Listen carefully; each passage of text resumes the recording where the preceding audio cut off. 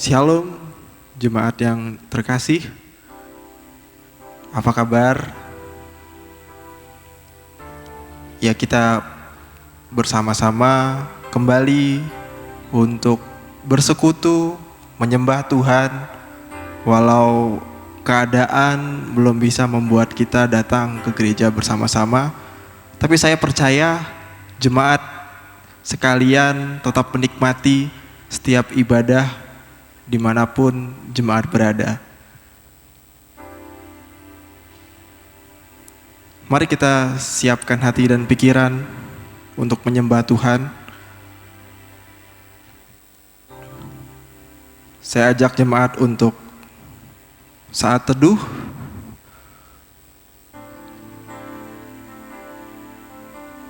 Panggilan beribadah diambil dari Mazmur 84 ayat 10-11. Lihatlah perisai kami, ya Allah, pandanglah wajah orang yang kau urapi. Sebab lebih baik 1 hari di pelataran-Mu daripada 1000 hari di tempat lain.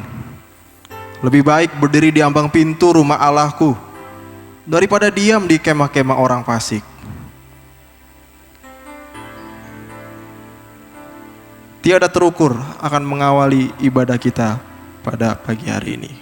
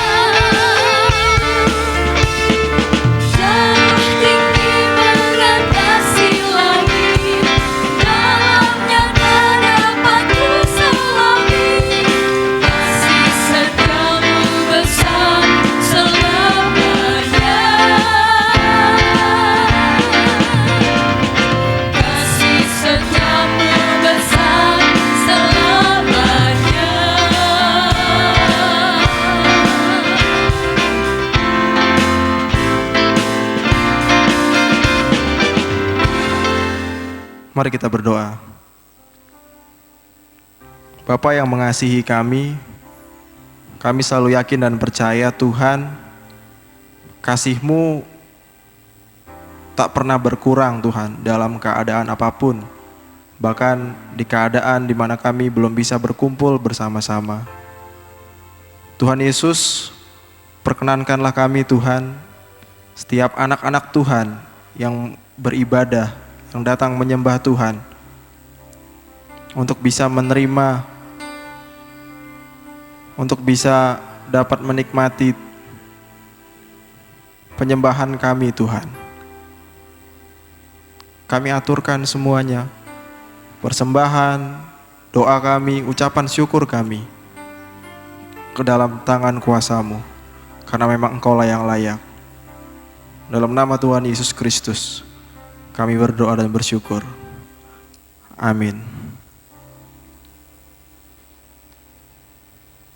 Bacaan firman Tuhan pada hari ini diambil dari Efesus yang ke-6. Efesus pasal yang ke-6 ayat yang ke-10 sampai dengan yang ke-24.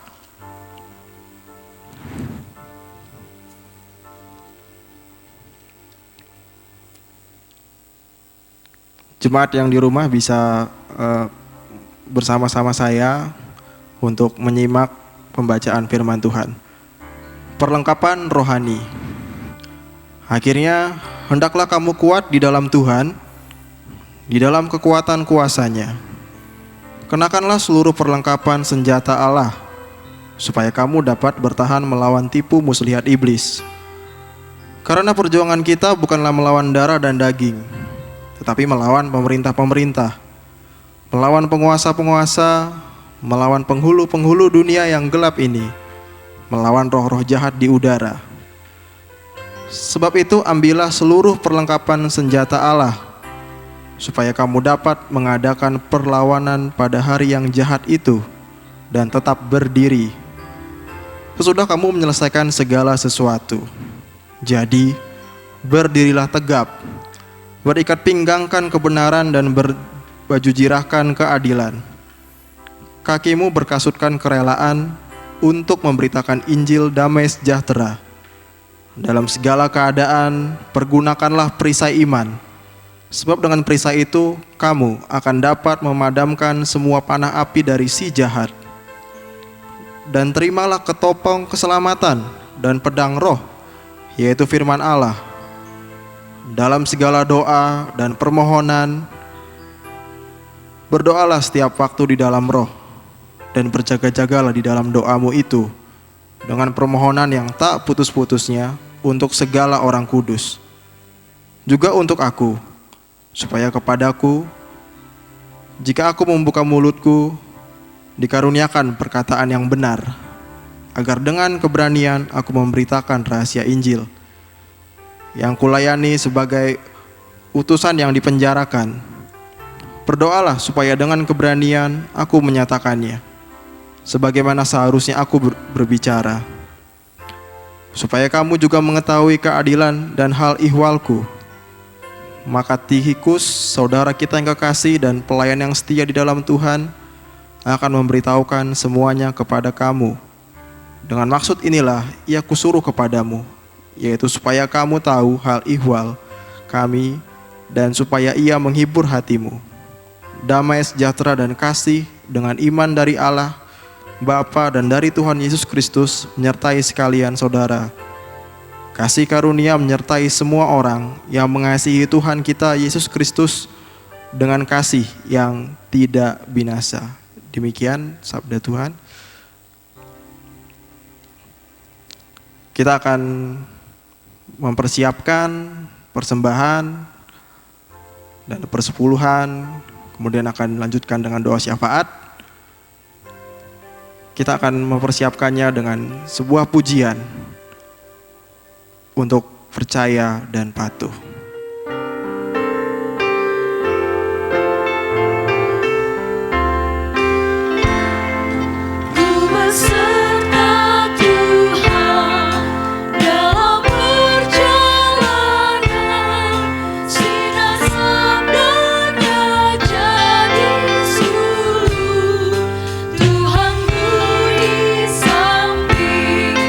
Ku tetap di bimbing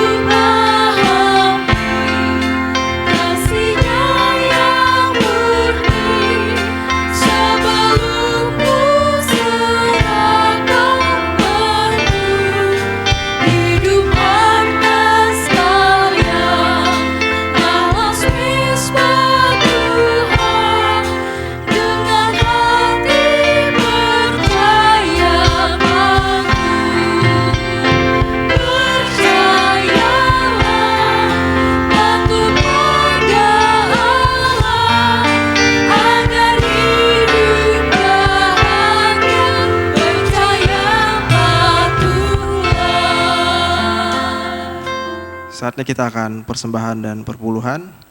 Ada beberapa cara untuk memberikan persepuluhan dan persembahan. Yang pertama bisa melalui rekening gereja dengan nomor BCA 29407720012 atas nama Adi Putranto atau Tovan Arvile, dengan catatan untuk memberikan keterangan tujuan. Lalu bisa juga memasukkan ke dalam kotak persembahan yang sudah disediakan di depan pintu kantor gereja bagian dalam, yang setiap harinya dibuka pukul 9 sampai jam 4 sore.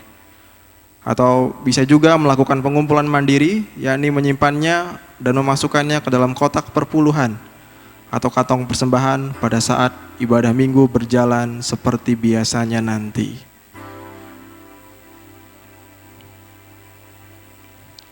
Dan doa syafaat yang akan dipimpin oleh Pendeta Muda Krishna Wahyu. Marilah kita bersatu di dalam doa, kita naikkan segala pokok-pokok doa syafaat kita. Mari kita berdoa. Terpujilah namamu Allah kami yang hidup. Kami datang kepadamu dengan penuh ucapan syukur oleh sebab berkat-Mu, penyertaan-Mu yang Tuhan adakan melalui pemeliharaan hari lepas hari, melalui karya, usaha maupun setiap yang kami kerjakan, sehingga berkat-berkat Tuhan terus menaungi kepada kami. Kami rindu datang padamu dengan memberikan yang terbaik melalui persembahan perpuluhan. Kiranya Engkau menerima segala perpuluhan dan persembahan kami ini, demi hormat dan kemuliaan-Mu, demi kelancaran dan juga perluasan Kerajaan Allah melalui Gereja Baptis Indonesia Karunia Tuhan. Kini kami datang kepadamu di dalam doa-doa kami, terus mengingat akan kondisi baik dunia dan juga bangsa ini. Kami terus berdoa untuk bagian-bagian negara yang ada di dunia ini, yang saat ini sedang mengalami wabah atau pandemi dari COVID-19. Tuhan, kiranya Engkau menolong segala macam usaha yang dilakukan oleh bangsa-bangsa yang terdampak. Kiranya Tuhan memberkati dengan pemulihan. Bapa di surga, dunia ini adalah ciptaan-Mu, Engkau memilikinya, Engkau pun mengasihinya. Karena itu, belas kasihan-Mu perlu dinyatakan. Dan kiranya melalui peristiwa yang luar biasa ini, dunia akan menyadari keperluan mereka akan Yesus Kristus sebagai Tuhan dan Juru Selamat mereka. Kami terus berdoa untuk bangsa kami pun yang sedang bergumul dengan hal yang sama. Tuhan tolong, pulihkanlah negeri kami, bangsa kami. Terlebih pakailah para pemerintah yang Tuhan telah izinkan untuk memerintah kami di dalam melaksanakan segala keputusan maupun kebijakan untuk kami semuanya bersama-sama dengan seluruh masyarakat Indonesia bekerja sama dengan pemerintah di dalam bersama-sama memutus rantai penyebaran virus COVID-19 ini. Bapa di surga, kami datang padamu, mohonkan belas kasihan juga untuk kami sekalian, anak-anak-Mu umat Baptis Indonesia. Kami bersyukur Tuhan untuk semua yang Tuhan adakan. Secara khusus ketika kami melihat gereja-gereja Baptis Indonesia yang ada di BPD Lampung, pada saat ini beberapa di antaranya telah dapat memulai ibadah mereka dengan protokol kesehatan. Kiranya Tuhan menolong gereja-gereja secara khusus yang ada di BPD Lampung ini, supaya Tuhan terus melindungi dan menjagai. Demikian juga Gereja Baptis Indonesia Karunia Tuhan. Kiranya Tuhan melindungi, menyertai, sehingga pada saat Tuhan yang terbaik, kami pun dapat melaksanakan ibadah bersama-sama dengan protokol kesehatan dan bahkan dengan suatu persekutuan yang lebih hangat dengan berbagai kesaksian yang hidup di antara kami. Bapa di surga, kami juga berdoa kiranya Engkau memberkati untuk jemaat Tuhan sekalian. Pertama-tama kami mengingat untuk jemaat yang senior. Kami terus berdoa kiranya Tuhan memberkati baik Bapak Hendra Saldi, Bapak Tumpah Huta Barat, Ibu Gideon, Ibu Lendang, Bapak Marali Simanjuntak. Kami juga berdoa Bapak untuk Bapak David Kasidi, Ibu Badar, Ibu Yohana, Ibu Sijabat, Bapak Suparno, Bapak Susanto, dan Ibu Trimurti. Kiranya kekuatan kesehatan Tuhan terus berikan yang terbaik untuk mereka. Di masa usia senja mereka, Tuhan terus berikan semangat di dalam kehidupan dan juga kemantapan di dalam iman. Kami terus berdoa kiranya Engkau memberkati jemaat Tuhan di dalam pergumulan masa-masa kini yang masih serba sulit bagi banyakan kami, karena harus menanggung berbagai hal, khususnya berkaitan dengan finansial, ekonomi, oleh sebab dampak dari pandemi ini.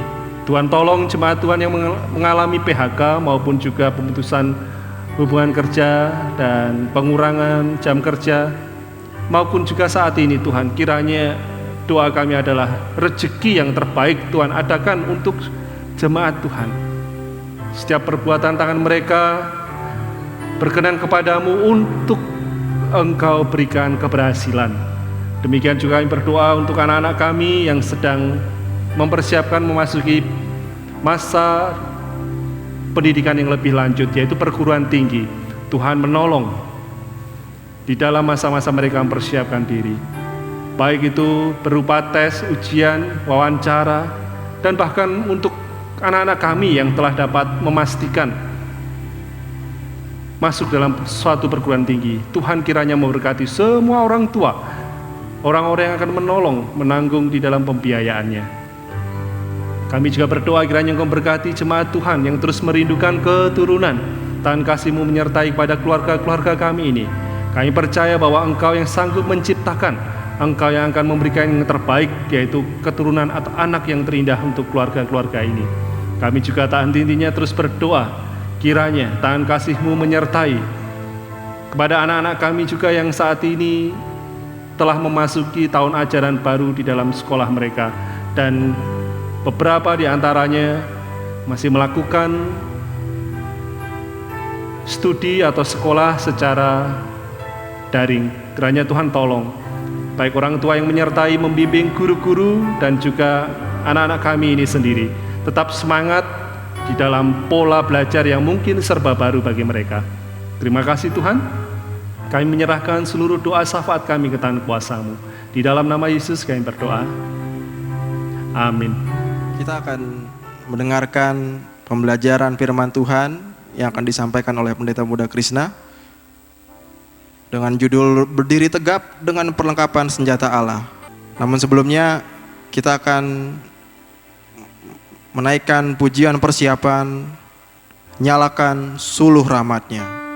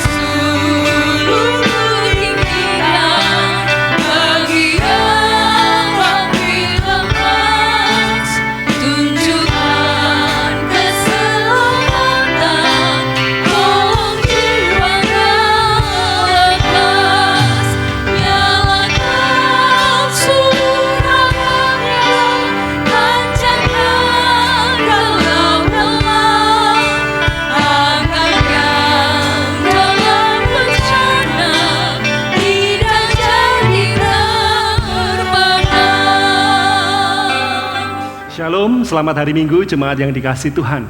Kembali kita bertemu di dalam ibadah secara online.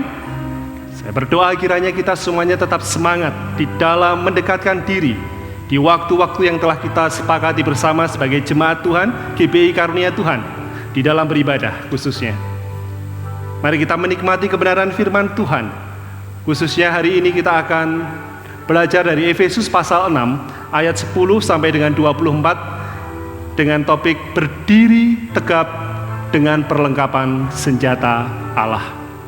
Di dalam pasal 6 dimulai dengan sesuatu yang baik berkaitan dengan nasihat-nasihat kepada rumah tangga. Itu yang kita pelajari yang lalu. Tetapi kini ketika ia atau Paulus penulis surat Efesus ini mulai dengan bagian akhir, dia berkata, akhirnya saudara-saudara. Wah, ini memberikan petunjuk kepada kita ya, bahwa Paulus segera mengakhiri penulisan kitab atau surat Paulus kepada jemaat Efesus ini. Nah, Bapak Ibu Saudara yang dikasihi Tuhan, mungkin kita tertarik dengan kata-kata akhirnya atau pada akhirnya. Karena biasanya kata-kata akhirnya ini akan menutup segera. Kalau saya di dalam khotbah seperti ini berkata akhirnya, maka Bapak Ibu Saudara dapat menyimpulkan, wah, khotbahnya Pak Krisna segera berakhir ini. Demikian juga tulisan Paulus akan segera berakhir ketika ia menyatakan akhirnya. Dan kebanyakan kita juga tertarik karena kata-kata akhirnya yang biasanya ada di bagian akhir itu merupakan satu rangkuman atau suatu petunjuk atau bahkan dikatakan suatu peringatan. Pesan yang penting biasanya digarisbawahi dan melalui kata-kata akhirnya menjadi pertanda bagi kita, ayo diperhatikan bagian yang penting ini. Nah, Bapak Ibu Saudara yang dikasihi Tuhan, bukankah kita sudah belajar di pasal 1 sampai yang ketiga berkaitan dengan doktrin atau pengajaran. Dan kini juga di dalam pasal 4 sampai 6 kita belajar bagaimana menghidupi doktrin yang kita pelajari di pasal 1 sampai dengan yang ketiga itu. Tapi kini akhirnya kita sampai kepada penghujung kitab Efesus. Sebelumnya bahkan saya boleh katakan selamat pada Bapak Ibu Saudara sekalian, karena Anda telah mengikuti pembelajaran Efesus dan hari ini kita akan mengakhiri pembelajaran kitab Efesus. Bapak Ibu Saudara yang dikasihi Tuhan, Paulus mendorong kita dengan tegas bahwa pada akhirnya saudaraku, kamu harus tetap kuat, tegap.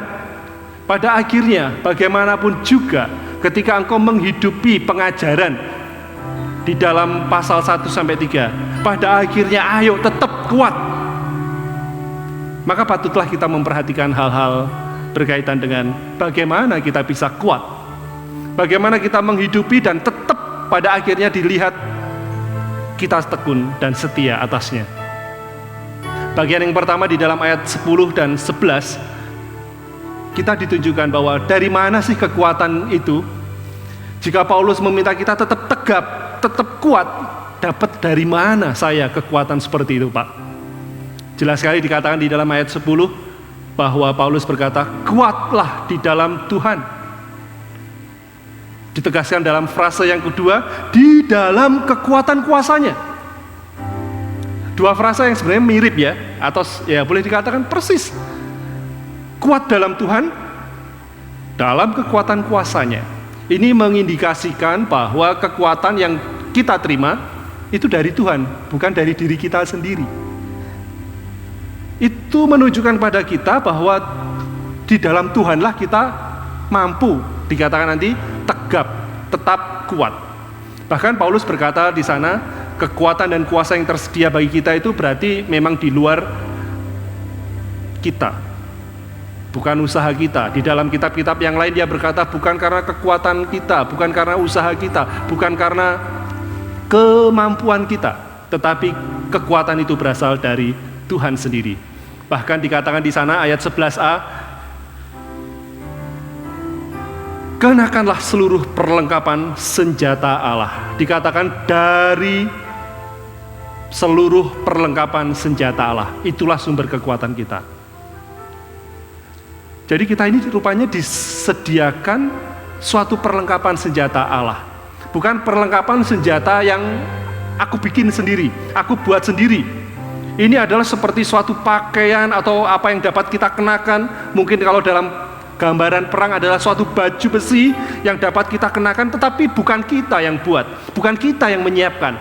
Sudah disiapkan, Karena itu disebut perlengkapan senjata Allah. Jadi perlengkapan senjata itu berasal dari Allah, dan sekali lagi bukan karena kekuatan kita menyiapkan perlengkapan senjata itu, tetapi semuanya berasal dari Allah. Intinya, dari manakah kekuatan kita? Dari manakah sumber kekuatan yang dapat kita pegang atau dapat kita gunakan di dalam melaksanakan persiapan suatu peperangan rohani yang sebentar lagi akan kita lanjutkan pembelajarannya. Intinya adalah bahwa kita sekaliannya adalah orang yang terbatas dan lemah. Ada kekuatan ilahi, ada kekuatan dari Allah. Ia sumber kuasa, tapi juga ada detil-detil dari suatu perlengkapan yang memang Allah sediakan dan kita mau kenakan. Karena itu Bapak Saudara, ketika kita berbicara mengenai pertempuran rohani, itu masuk di dalam ayat yang ke-11 dan selanjutnya. Di bagian kedua ini kita akan tahu bahwa betapa pentingnya dan perlunya saudara dan saya memegang seluruh atau semua yang Tuhan persiapkan. Jangan lewatkan satupun persenjataan Allah yang disediakan bagi kita. Karena apa? Rupanya kita perlu mengenakan semuanya itu, oleh sebab di dalam ayat 11b dikatakan, supaya kamu dapat bertahan melawan tipu muslihat iblis. Yang kita hadapi rupanya adalah tipu muslihat iblis. Karena itu Bapak Saudara, saya selalu mengingatkan, ini adalah taktik perangnya iblis dari sejak zaman Adam Hawa sampai sekarang. Taktiknya nggak pernah berubah, caranya nggak pernah berubah, yaitu selalu dengan tipu muslihat. Kata yang bisa dipakai yang lain adalah tipu daya, penipuan, kelicikan. Jadi benar-benar iblis ini pintar untuk menipu kita. Segala kelemahan yang mungkin ada, segala pertengkaran yang mungkin timbul, segala kelemahan-kelemahan, dia hanya membuatnya menjadi satu tipu daya untuk kita, sehingga kita menjadi terjerumus di dalam dosa. Bapak Ibu Saudara yang dikasihi Tuhan, tipu muslihat ini patutlah kita waspadai. Tidak sedikit gereja-gereja Tuhan menjadi terpecah belah oleh sebab iblis melihat kesempatan yang ada di dalam sebuah gereja atau jemaat Tuhan. Sehingga sebenarnya anak-anak Tuhan yang kudus, yang sudah dikhususkan di dalam dinamika kehidupan bergereja, mungkin ada satu dua hal yang tidak cocok, tidak sesuai, ada hal-hal yang mungkin tidak berkenan, tetapi iblis melihat dan membuat semuanya itu menjadi kekacauan. Mari kita selalu waspada. Bukan orang di kiri kananmu, bukan saudara-saudaramu seiman, bukan keluargamu yang kamu kasih orang-orang Kristen, tetapi pandai-pandainya iblis untuk mengecoh, menipu kita. Pasti di antara saudara dan saya saling mengasihi, tetapi ada yang gak seneng rupanya, yaitu iblis. Mari kita waspada dengan itu dan dapat dilawan. Tipu muslihat itu dapat dilawan dengan seluruh perlengkapan senjata Allah. Bahkan kalau kita melihat keseluruhan kitab yang ada di dalam Alkitab kita, bagaimana iblis juga memakai suatu skema atau pola. Tipuan-tipuannya itu berupa membutakan orang melalui doktrin palsu. Paling tidak itu yang disebutkan dalam 2 Timotius dan 2 Korintus. Bahkan dia juga bisa membujuk orang untuk menuruti keinginan daging. Itu paling enggak yang disebutkan dalam kitab Efesus pasal 2. Dan bahkan ia membawa penganiayaan kepada orang yang mencoba untuk melakukan kebenaran. Ketika orang Kristen mau melakukan kebenaran, dia coba dengan aniaya, dan ini berarti secara fisik. Itu jelas sekali di dalam kitab 1 Petrus. Bagaimana penganiayaan itu terjadi kepada orang Kristen mula-mula. Berbagai tipu muslihat iblis kita patut waspada.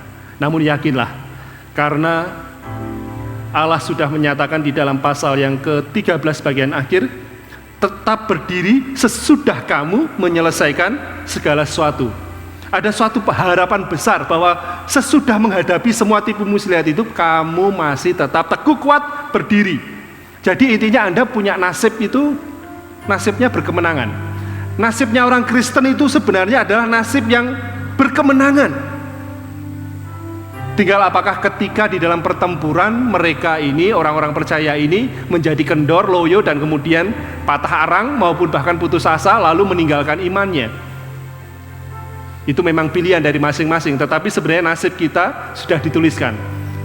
Kalaupun kamu mengalami aniaya, mengalami tipu muslihat dan lain sebagainya, nasib saudara dan saya jelas. Sesudah mengalami semuanya itu, kamu tetap berdiri tegak. Nasib kita sebenarnya sudah jelas di sana. Hanya ketika kita menuju kepada nasib atau tujuan kita itu, apakah kita terus tetap menggunakan perlengkapan senjata Allah ini, ataukah kita menjadi lemah di tengahnya. Tapi mari kita melihat di sana bahwa perjuangan kita bukan hanya melawan iblis, tetapi juga roh-roh yang lain yang disebut roh jahat di dalam ayat 12 dan 13. Di sana ada pemerintah-pemerintah penguasa. Tapi tentunya ini maksudnya adalah pemerintah penguasa yang lalim, sesuai konteks waktu itu. Pemerintah Romawi yang ya sama sekali pemerintahan yang jelas sekali tidak mengenal Tuhan yang sejati. Demikian juga disebut ada penghulu dunia, penguasa kegelapan zaman ini. Juga disebut penghulu roh jahat yang ada di udara. Berarti yang selalu tiap saat mencari kesempatan untuk menipu jemaat Tuhan. Nah, saudaraku yang dikasihi Tuhan, karena itu mari kita melihat kepentingannya, keperluan. Kenapa saya harus memakai seluruh perlengkapan senjata Allah ini? Tidak lain karena si iblis, karena roh-roh jahat kapan saja. Bahkan saat saudara mendengarkan firman Tuhan ini pun, dia siap-siap untuk mengambil bagian. Di mana saudara dan saya menjadi lemah, ia dengan mudah masuk. Di mana saudara dan saya menjadi tidak siaga, dia masuk untuk memberikan tipuan dan memecah kita. Kiranya Tuhan akan terus menolong Bapak Ibu Saudara di dalam memakai perlengkapan senjata Allah ini, bahwa saudara dan saya memerlukannya. Tapi mari kita lihat selanjutnya, bahwa di bagian yang ketiga, detil-detilnya disampaikan kepada kita. Bagaimana sifat dari kekuatan Allah itu? Tidak lain ketika kita dikatakan tadi dalam ayat 11b dan juga 13, supaya kamu memakai seluruhnya. Jangan dipakai separuh-separuh ya. Pakai, gunakan semua yang sudah disediakan. Jangan cuma diambil sesuai dengan kemauan, keuntungan, atau menurut Anda, kapan Anda mood, kapan Anda mau. Pakai semuanya itu. Sudah disediakan, semuanya berfungsi, semuanya dapat digunakan dengan sebaik-baiknya. Nah, Bapak Ibu Saudara yang dikasihi Tuhan, saya selalu kagum dengan kisah dari para gladiator. Memang pada zaman Romawi itu muncul gladiator-gladiator, di mana sungguh mengagumkan ketika orang-orang dipaksa untuk masuk ke dalam arena untuk berperang satu dengan yang lain. Para gladiator hanya diberi bekal jaring dan trisula. Dengan bekal itu mereka melawan para musuhnya di dalam arena yang mungkin bahkan memiliki perlengkapan yang jauh lebih lengkap daripada sekedar jaring maupun trisula mereka. Namun kelangsungan hidup gladiator ini adalah tergantung pada bagaimana mereka mempergunakan semua yang ada pada mereka dengan tekad penuh memperjuangkan dan juga melawan. Berarti ini mengingatkan kita ya, kalau kita sudah disediakan perlengkapan senjata Allah, semuanya ayo, setiap detilnya kita perhatikan dengan seksama dan gunakan secara efektif.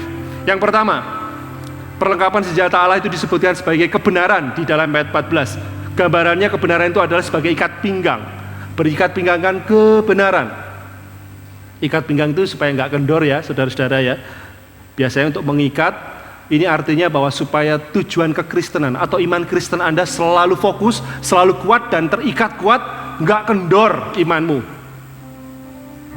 Kebenaran yang dapat membebaskan kita dari segala macam belenggu dosa yang kapan saja bisa menimpa Anda. Selanjutnya pakailah keadilan. Gambarannya seperti berbaju zirah, suatu baju perang yang fungsinya melindungi organ-organ vital. Secara keseluruhan yang ada di badan ini, kira-kira gambarannya berbaju zirah yang ada di organ-organ yang ada di dalam tubuh ya, body dari body ini. Nah, ini gambarannya adalah musuh akan menyerang bagian-bagian vital kita ini, karena Yesus pernah berkata bahwa atau di dalam Filipi pernah dikatakan bahwa setan akan selalu menuduh. Serangan iblis berupa itu ya, berupa tuduhan-tuduhan kepada kita. Itu datang ke arah, gambaran rohaninya ke arah tubuh kita. Dan makanya perlu kita melindunginya dengan baju zirah, yaitu keadilan. Yang berarti bahwa dengan melakukan keadilan, dengan memberikan yang terbaik atau yang benar dalam kehidupan kita, menjaga hati, menjaga emosi kita. Nah, saudaraku ini kasih Tuhan, selanjutnya Injil Damai Sejahtera ayat 15. Digambarkan Injil Damai Sejahtera sebagai kasut. Kasut ya, alas kaki atau mungkin sepatu pada waktu ini. Kasut untuk perang ya, untuk melindungi kaki kita. Tapi sebenarnya sangat penting ya, untuk apa? Menjaga kemampuan kita untuk tetap tegap. Sepatu membantu kita untuk tetap tegap, berdiri kokoh atau seimbang dan lain sebagainya. Karena itu Injil disebut sebagai kekuatan yang menyelamatkan di dalam kitab Roma. Tetapi juga berbekal Injil inilah kita memiliki kemampuan untuk atau memungkinkan kita untuk membawa kabar gembira seperti digambarkan dalam Roma 10 ayat 15. Injil adalah kekuatan Allah. Paulus sendiri dalam kitab Roma menyatakan, aku tidak malu dengan Injil, karena Injil adalah kekuatan Allah. I am not ashamed. Aku gak malu dengan Injil yang kubawa. Itu kekuatanku dari Allah. Selanjutnya iman disebutkan sebagai perisai atau pelindung. Gunakan perisai iman. Iman adalah perisai di mana saudara dan saya dikatakan dapat terhindar atau melindungi Anda dari setiap panah api dari si jahat. Ini berarti bisa menolong Anda dari segala lemparan iblis mengenai doktrin palsu, keinginan daging, mengenai penganiayaan. Saudara memiliki tameng untuk mengusir atau menahan semuanya itu. Dan dikatakan oleh firman Tuhan dalam kitab Roma, iman hanya timbul dari firman Allah. Iman timbul dari pendengaran, dan pendengaran akan firman Yesus Kristus. Tanpa kita mendengarkan atau belajar tentang kebenaran firman Tuhan, tanpa kita mendengarkan firman Tuhan, iman kita akan menjadi loyo. Kita akan makin lemah. Karena itu, kuatkan imanmu dengan cara mendengarkan firman Allah. Detil berikutnya dikatakan keselamatan. Ayat 17, gambarannya keselamatan adalah ketopong, helm, ya, helm. Ketopong keselamatan. Sebelumnya Paulus di dalam kitab yang lain juga berkata mengenai bahwa ketopong itu digambarkan sebagai suatu harapan keselamatan. Dengan itu kita diselamatkan. Seorang pengendara motor menggunakan helm, harapannya kepalanya diselamatkan. Ya, maksudnya dari benturan dan lain sebagainya. Inilah maksudnya yang disebut sebagai keselamatan adalah harapan untuk kita semua akan keselamatan. Juga detil berikutnya dari firman Allah. Dikatakan sebagai firman Allah adalah pedang roh di ayat 17. Kalau tadi perlengkapan-perlengkapan yang baru saya sebutkan intinya untuk menahan, melindungi. Tadi ada perisai, tadi ada ikat pinggang, tadi ada baju zirah, ada ketopong atau helm. Lebih sifatnya defensif, persiapan untuk melawan atau melindungi diri dari serangan iblis. Tetapi selanjutnya yang ini yang penting, kita pun dibekali dengan firman Allah yang sifatnya ofensif, menyerang, pedang roh, senjata kita. Karena apa? Dengan senjata ini, pedang ini atau pedang roh yaitu firman Allah ini menusuk dengan dalam, mengoreksi, mengevaluasi, bahkan juga menusuk lebih dalam kepada hati seseorang. Melawan segala sesuatu yang tidak benar dengan kebenaran firman Tuhan. Jadi kita bersyukur kita diberi sesuatu yang bukan sekedar defensif atau bertahan saja, tapi juga sesuatu yang dapat untuk kita lakukan suatu perlawanan di dalam perjuangan rohani kita. Dan yang terakhir, doa di dalam ayat 18. Doa yang tak putus-putusnya. Karena Yesus sendiri mengajar kepada kita di Taman Getsemani, berjaga-jagalah dan berdoalah, jangan sampai engkau masuk dalam pencobaan. Doa terus menerus ya, seperti dikatakan tak henti-hentinya. Maksudnya apa? Sebenarnya adalah bukan berarti kita nggak boleh tidur, doa terus nggak boleh tidur, bukan berarti begitu. Tetapi intinya adalah ini adalah untuk terus waspada, berjaga-jaga. Kapan aja si iblis siap menyerang, maka engkau sudah berjaga-jaga dengan seluruh doa-doa maupun permohonan dikatakan. Bukan saja untuk diri kita sendiri, tetapi juga untuk semua orang percaya. Nah, saudaraku yang dikasihi Tuhan, saat kita mempersenjatai diri kita dengan perlengkapan senjata Allah ini, maka sebenarnya sekali lagi, takdir saudara dan saya itu sudah jelas di dalam ayat 13 tadi. Kalau engkau berdiri tegap sesudah semuanya itu berakhir, maksudnya ada saudara akan didapati tetap teguh di dalam iman saudara sebagai Kristen ketika saudara menyelesaikan peperangan dengan mempergunakan kekuatan dari Allah dan senjata perlengkapan yang dari Dia. Gunakanlah semuanya ini. Dengan seluruh perlengkapan senjata Allah, saudara dapat melakukan semua pengajaran di dalam kitab Efesus. Di bagian akhir, Paulus menutup dengan sebuah doa. Dan karena ini pembelajaran kita selama beberapa bulan terakhir dari kitab Efesus, saya ingin membaca doa Paulus ini menjadi doa saya untuk saudara sekalian. Penutup yang dilakukan oleh Paulus ini menjadi penutup dan berkat saya selama saya mengajarkan kitab Efesus ini kepada Bapak Ibu Saudara sekalian. Di dalam doa saudara saat ini, silakan setiap pribadi dapat ambil saat teduh sebentar, menutup mata di tempat masing-masing, dan menerima berkat penutup dari kebenaran firman Tuhan di kitab Efesus. Damai sejahtera dan kasih dengan iman dari Allah, Bapa dan dari Tuhan Yesus Kristus menyertai sekalian saudara. Kasih karunia menyertai semua orang yang mengasihi Tuhan, yaitu Tuhan kita Yesus Kristus, dengan kasih yang tidak binasa. Amin. Terima kasih Tuhan untuk pembelajaran kitab Efesus.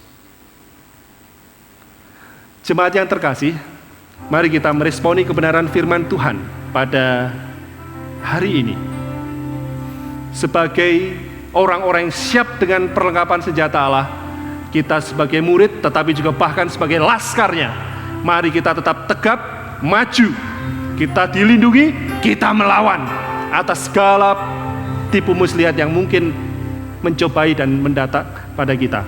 Maju laskar Kristus, nyanyian pujian yang tidak asing bagi kita dari nyanyian pujian 252. Mari kita dengan semangat berdiri dari tempat kita masing-masing, kita nyanyikan lagu Maju Laskar Kristus.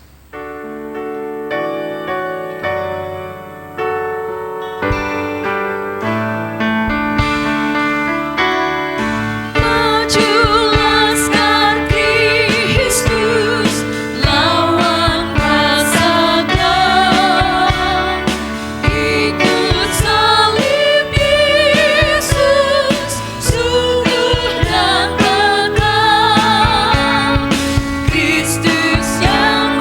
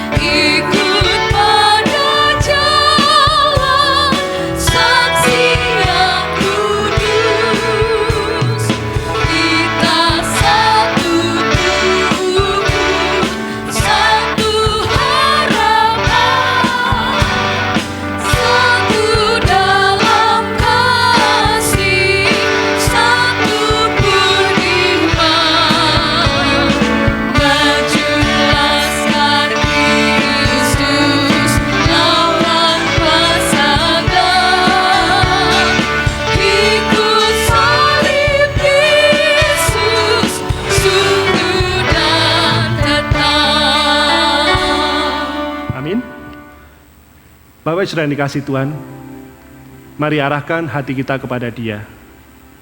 Terimalah janji berkat yang Tuhan Allah sediakan.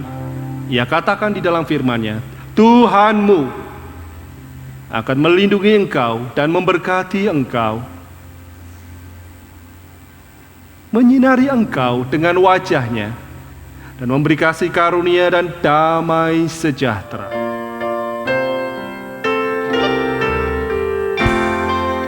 Yesus cahaya jiwaku, Engkaulah juru selamatku, tiadalah kelam ngeri, karena Tuhan mendampingi, pimpin hidupku ya Tuhan, berkat-Mu selalu limpahkan, terus pancarkanlah kasih-Mu, hingga di surga bertemu.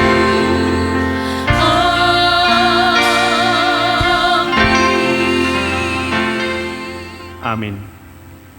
Selamat hari Minggu, Tuhan memberkati kita sekalian.